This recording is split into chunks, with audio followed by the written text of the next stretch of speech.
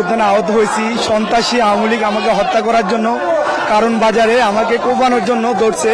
আমার সাথে আমার আরো 5 জন ভাই কোপ খাইছে, আহত হয়েছে, 2 জন মারা গেছে এই কারণ বাজারে।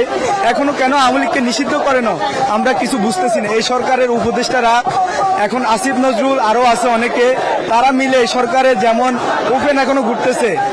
এই রাষ্ট্রপতির বিরুদ্ধে হত্যা মামলা হওয়ার পরও কেন সে অ্যারেস্ট হয় না? এটা আসিফ নজরুল আইন মন্ত্রণালয়ের একজন মন্ত্রী হিসেবে তার কাছে আমাদের একটা দাবি, ওনাকে পদত্যাগ করতে হবে যেমন স্বরাষ্ট্রমন্ত্রী। উনি কেন এটি ব্যবস্থা নিতে পারেন? এইসব সন্ত্রাসীদেরকে এখনো কেন ধরতে পারতেছে না? আমরা আহত হিসেবে আজকে আমরা নিজেরাও হুমকিতে আছি, বেঁচে আছি, তারপরে একটা হুমকিতে আছি। এখনো এলাকাতে, আমার এলাকাতে সন্ত্রাসী আওয়ামী লীগ ওপেন ঘুরতেছে, তারা আমাদেরকে হুমকি দিচ্ছে। আমরা যারা আওয়ামী লীগের বিরুদ্ধে আন্দোলন করছি তারা বলতেছে তারা ফিরে আসলে আমাদের থেকে জবাব নিবে। এখনো অনেক জায়গায় হামলা হচ্ছে, যেমন আমাদের হাসনাত আব্দুল্লাহ ভাইয়ের উপরে হামলা হয়েছে, এমন অনেক জায়গায় হামলা হয়েছে।